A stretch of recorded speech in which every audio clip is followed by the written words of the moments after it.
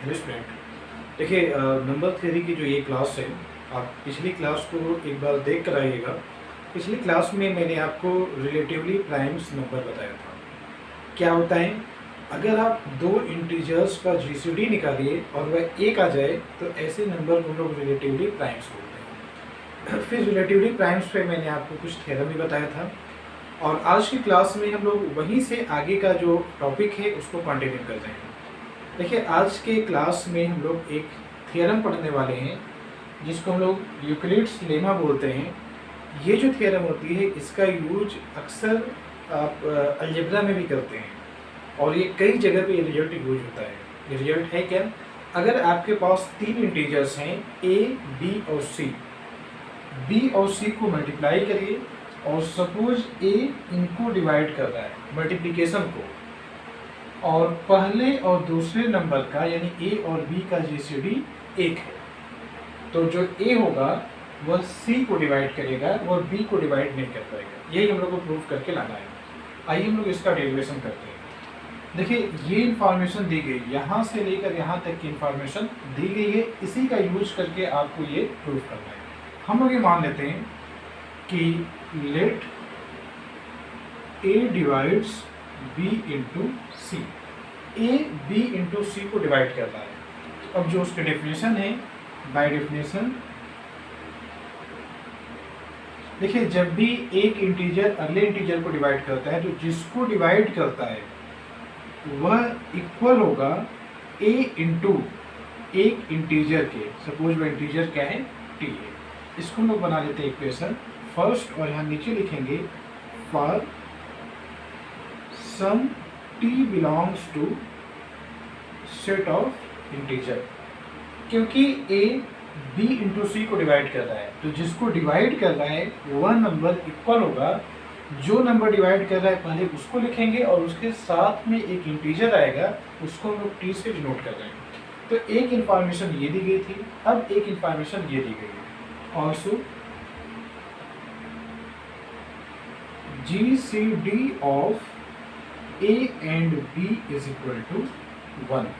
ये दिया गया है कि A और B का GCD 1 है। आप इसके जस्ट पहले वाली जो वीडियो है उसमें जाके देखिएगा, मैंने आपको एक थ्योरम कराया था कि अगर दो नंबर का GCD 1 हो जाए तो दो इंटीजर x और y मिलते हैं, ax plus by is equal to 1 के इक्वल होगा। तो हम लोग उसका यूज करें, देन by previous theorem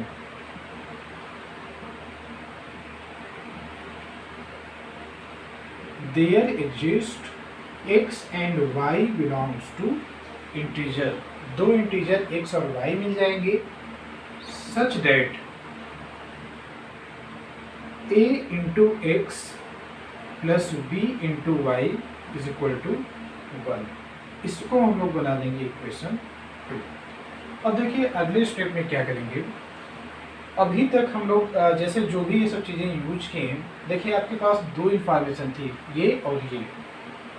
अगर आपको इनका यूज करना है तो b के साथ c चाहिए। देखिए यहाँ b के साथ क्या है, y है, तो आप पूरे इक्वेशन को पहले c से मल्टीप्लाई करिए। तो हम लोग ये लिखेंगे मल्टीप्लाइंग इक्वेशन 2 बाई सी। पहले आप इसको सी से मल्टीप्लाई करेंगे। जैसे ही हम लोग सी से मल्टीप्लाई करेंगे, देखिए लेफ्ट में हो जाएगा ए सी एक्स, यहाँ मल्टीप्लाई करेंगे तो b इंटू सी वाई, और 1 को जब मल्टीप्लाई करेंगे सी से तो c मिल जाएगा। इस इक्वेशन को c से मल्टीप्लाई किया गया, मल्टीप्लाई करने पर ये मिला है, सामने लिखा गया। अब आप जरा इक्वेशन फर्स्ट का यूज करिए। इक्वेशन फर्स्ट क्या कह रहा है कि b इंटू सी की जगह पर आप 80 लिख सकते हैं। तो यहाँ देखिए b इंटू सी आपके सामने लिखा गया है, आप उसकी जगह पर 80 लिखिए। तो a c x प्लस इसके जगह पर हो जाएगा 80 y is equal to c। यहाँ पे आपने इक्वेशन फर्स्ट का यूज किया है, तो नीचे लिखेंगे using equation first. Equation first का हम लोगों ने वहाँ पे यूज किया है। अब देखिए इसमें ए आपका कॉमन हो जाएगा, दोनों जगह पे है। तो जैसे ही हम लोग ए कॉमन लेंगे तो A into C X plus T Y is equal to C. अब ये जो लास्ट में आपका लिखा गया इसको समझते हैं। देखिए ए एक इंटीजर है, ब्रैकेट में जो पूरा लिखा गया वो भी अपने आप में एक इंटीजर है। तो दो इंटीजर को मल्टीप्लाई करने पर थर्ड इंटीजर आपको मिल जा रहा है। देखिए एक चीज़ मैंने बताया था कि जैसे अगर आप 5 को 4 से मल्टीप्लाई करें तो 20 आएगा। जब दो इंटीजर्स को मल्टीप्लाई करने पर अगला इंटीजर्स मिलता है तो ये 5 डिवाइड करता है 20 को, ऐसे 4 भी डिवाइड करता है 20 को, हम लोग ये लिखते हैं। तो देखिए ये एक इंटीजर है, ब्रैकेट में पूरा लिखा गया, ये अगला इंटीजर है। दो इंटीजर को मल्टीप्लाई करने पर थर्ड इंटीजर मिल जा रहा है, यानी ए इसको डिवाइड करेगा इसके अकॉर्डिंग। तो क्या लिखेंगे हम लोग, ए डिवाइड्स सी। और देखिए यही आपको प्रूव करके लाना है, हेंस द थ्योरम।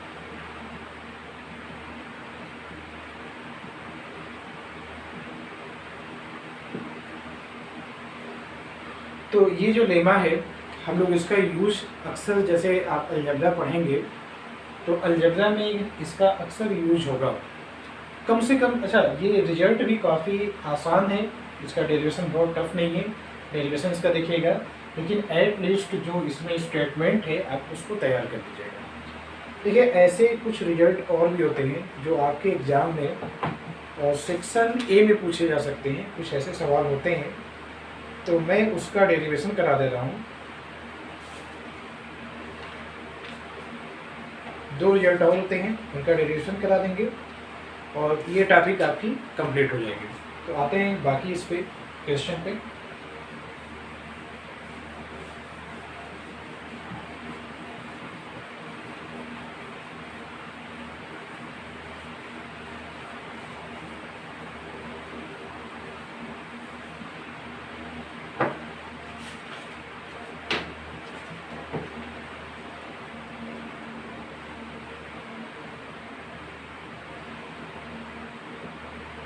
रिजल्ट्स, पहला रिजल्ट देखिए, पहला जो रिजल्ट है जो हम लोग को प्रूफ करना है, प्रूफ ये करना है, if A divides B then A divides B into C. अगर ए बी को डिवाइड कर रहा है तो जिसको डिवाइड कर रहा है उसे किसी और नंबर से, किसी और इंटीजर से मल्टीप्लाई करेंगे तब भी ए उसको डिवाइड कर लेगा। एक रिजल्ट ये होता है। अगला रिजल्ट ये होगा second, if A divides B and C divides D. यानी इस बार टोटल 4 इंटीजर्स हैं, ए बी को डिवाइड कर रहा है, सी डी को डिवाइड कर रहा है, देन ए सी डिवाइड करेगा बी इंटू डी को। तो ये रिजल्ट है। जहाँ तक मुझे याद है शायद मैंने इसमें से एक रिजल्ट आपको प्रूफ पहले ही करा दिया था, एक रिजल्ट मैंने पहले ये प्रूफ कराया है इसमें, पहले वाला, फर्स्ट वाला, और सेकेंड अभी नहीं कराया गया। सेकेंड को हम लोग कर लेते हैं, फर्स्ट आप खुद से कर लीजिएगा, उसको जानते रहिएगा। फर्स्ट को मुझे जहाँ तक याद है कि ये रिजल्ट मैंने आपको पहले करा दिया है स्टार्टिंग की वीडियोस में, जहाँ पे डिविजिबिलिटी की डेफिनेशन मैंने बताया था, वहाँ पे मैंने इसका डेरिवेशन कराया होगा। और नहीं भी अगर मैंने कराया होगा तो बहुत आसान होता है, उसको सिर्फ आप करिएगा। बाकी सेकेंड वाला मैंने नहीं कराया, मुझको याद है, इसका डेरिवेशन मैं आपको करा देता हूँ प्रूफ।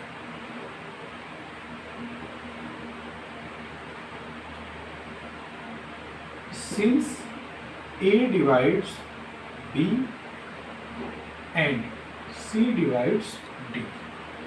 A डिवाइड कर रहा है B को और C डिवाइड कर रहा है D को। अब आप डिविजिबिलिटी की डेफिनेशन यूज करेंगे, क्या लिखेंगे, this imply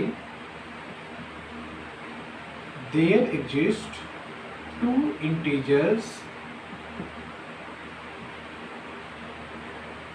X and Y such that. अगर ए बी को डिवाइड कर रहा है, ध्यान रखिएगा, ए अगर बी को डिवाइड कर रहा है तो जिसको डिवाइड करता है वह a इंटू एक इंटीजर यानी x इसके इक्वल होगा। ऐसे ही c डिवाइड कर रहा है d को, तो जिसको डिवाइड कर रहा है यानी d वह इक्वल होगा, देखिए जो इंटीजर डिवाइड करता है उसको लिखिएगा और साथ में एक इंटीजर यानी y, इसको बनाएंगे इक्वेशन। अब देखिए जो आपको प्रूफ करके लाना है उसमें b इंटू डी एक साथ चाहिए। देखिए यहाँ b है, यहाँ d है, तो दोनों इक्वेशन को आप मल्टीप्लाई कर लीजिएगा। इक्वेशन फर्स्ट और इक्वेशन सेकेंड को मल्टीप्लाई करिएगा। From equation first and equation second, जब इनको मल्टीप्लाई करेंगे तो लेफ्ट में आपका आएगा b इंटू डी और राइट में आपका आएगा a c x y। अच्छा, ये जो लिखा गया ना, आप ऐसे मान के चलिए कि जैसे ये एक इंटीजर हुआ b इंटू डी, ये आपका अगला इंटीजर है, ये एक इंटीजर है, ये अगला इंटीजर है और x y ये थर्ड इंटीजर है। अभी मैं पीछे भी आपको यही चीज़ बता रहा था कि हम लोग ऐसे लिखते हैं 20 इज इक्वल टू 4 इंटू 5। अगर एक इंटीजर को दो इंटीजर के मल्टीप्लिकेशन फॉर्मेट में लिखते हैं तो 4 20 को डिवाइड करेगा, 5 भी 20 को डिवाइड करेगा।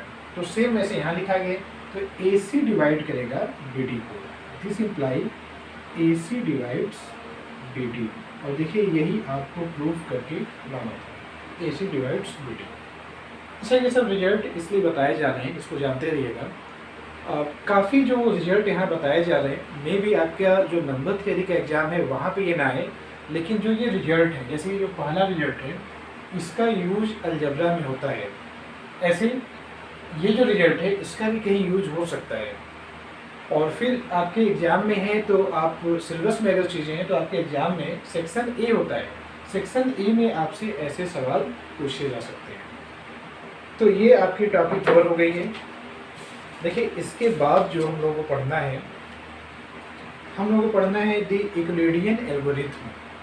होता क्या है कि अगर मैं आपके सामने दो नंबर दे दूं, जैसे कि एक 20 है और एक 25 है, और आपसे पूछूं कि इसका HCF निकालना है दो नंबर्स का, 20 और 25 का आपको HCF निकालना है, तो आपके पास दो मेथड होते हैं। एक तो ये आपने लोअर क्लास में पढ़ा होगा, ऐसे फैक्टराइजेशन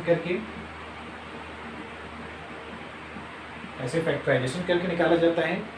एक मेथड और होता है कि जब दो नंबर का HCF निकालना हो तो जो बड़ा वाला नंबर है उसको छोटे वाले से डिवाइड करिए, फिर चेक करिए कि रिमाइंडर 0 आ रहा है कि नहीं आ रहा है। अगर रिमाइंडर 0 आ गया तो जो छोटा वाला नंबर होगा वही HCF हो जाएगा, और अगर रिमाइंडर 0 नहीं आया तो फिर ऐसे हम लोग रिमाइंडर से फिर इसको डिवाइड करेंगे 20 को, और ये कंटिन्यू करते जाएंगे, अल्टीमेट आपको HCF मिल जाएगा।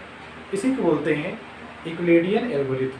तो इसके बारे में क्योंकि आपके सिलेबस में है, जब आप पहली यूनिट उठाएंगे इसमें बुक में, तो जो आपकी फर्स्ट यूनिट है डिविजिबिलिटी के बाद अगला जो टॉपिक का नाम मेंशन किया गया है वह है यूक्लिडियन एल्गोरिथम। तो यूक्लिडियन एल्गोरिथम के बारे में हम लोग ये जो चीज़ें मैंने अभी आपको बताया है इसको हम लोग नोट कर लेते हैं और नोट करके इसको आगे समझते हैं।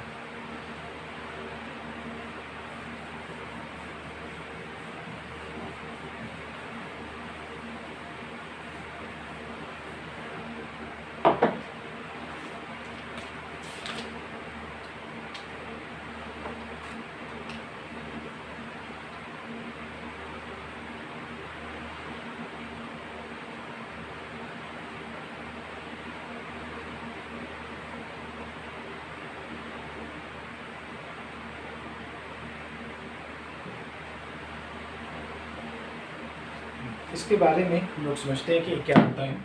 देखिए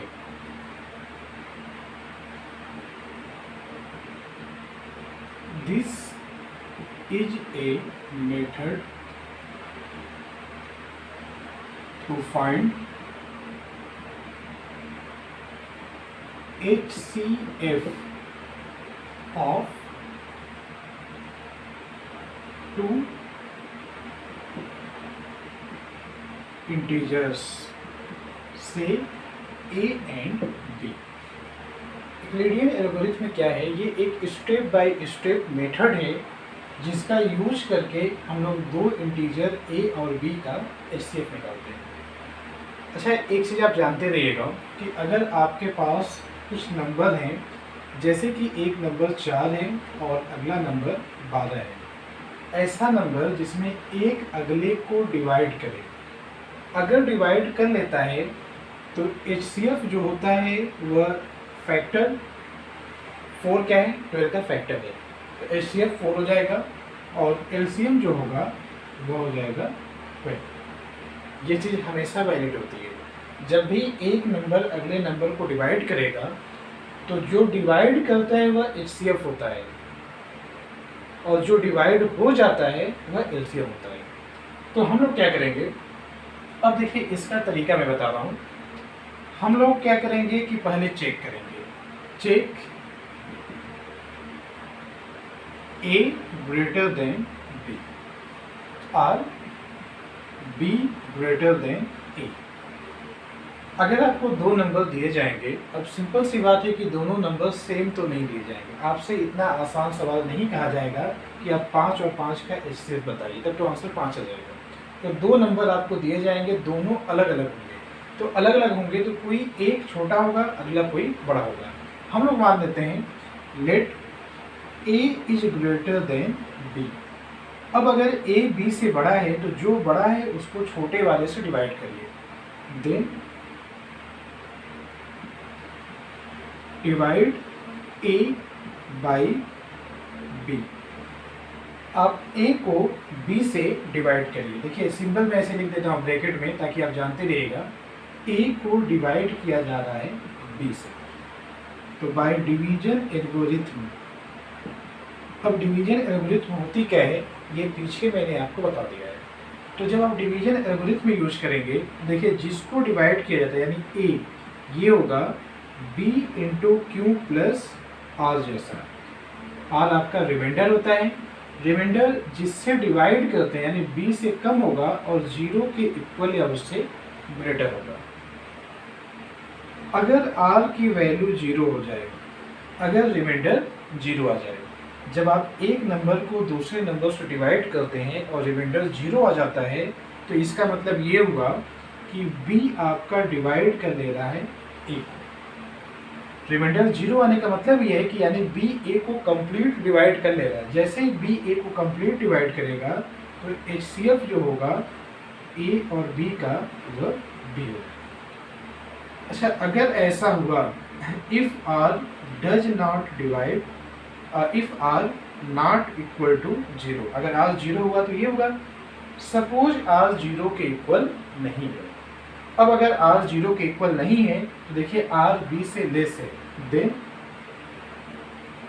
डिवाइड। अब आप क्या करेंगे, देखिए आपने B से A को डिवाइड किया है, तो जिससे आपने डिवाइड किया था उस नंबर को अब आप डिवाइड करिएगा, divide B by R, remainder से डिवाइड करिएगा। फिर हम लोग लिखेंगे बाई डिवीजन एल्गोरिथम। क्या लिखा जाएगा, B is equal to R से डिवाइड किया जा रहा है तो Q1 R plus R1 quotient remainder, क्योंकि Q और R सिंबल आ चुके हैं तो Q1 R1 ये बना लेंगे हम लोग। फिर आप चेक करिएगा, फिर हम लोग ये चेक करेंगे इफ अगर आपका R1 0 होगा then HCF is equal to, अगर R1 0 हो गया तो जो लास्ट में जिससे डिवाइड किया गया था वही HCF हो जाएगा, A और B का HCF R हो जाएगा। और अगर ऐसा हुआ suppose R1 not equal to 0, तो जो यहाँ पे बताया गया था आप इसी चीज़ को फिर रिपीट करिए। अब क्या करेंगे, हम लोगों ने किससे डिवाइड किया था, R से डिवाइड किया था। अब अगले स्टेप में जैसे जब हम लोग ये लिखे थे तो यहाँ पे जो आपका R1 होता है, R1 लेस होगा R से, जिससे डिवाइड किया था उससे लेस होता है और 0 के इक्वल है उससे ग्रेटर होता है। अब आप क्या करेंगे, R को डिवाइड करेंगे R1 से और ये चीज़ रिपीट करते चले जाएंगे। जब आपका जहाँ भी रिमाइंडर 0 मिलेगा ऐसे डिवाइड करने पर जहाँ भी रिमाइंडर 0 आ जाएगा तुरंत आप वहीं पे रुकेंगे और जिससे लास्ट टाइम आपने डिवाइड किया था वही आपका HCF हो जाएगा। तो ये जो मेथड होता है इसी को बोला जाता है यूक्लिडियन एल्गोरिथम, ये आपके सिलेबस में है। तो जो चीज़ें इसके बारे में मुझे बताना था वो मैंने आपको बता दिया है। 1-2 क्वेश्चन मैं आपको इस मेथड से करके बता दूँगा। तो हम लोग मिलते हैं अगले वीडियो में, जहाँ पर इसके आगे की चीज़ें मैं आपके साथ शेयर करूँगा। अपना टाइम देने के लिए थैंक यू।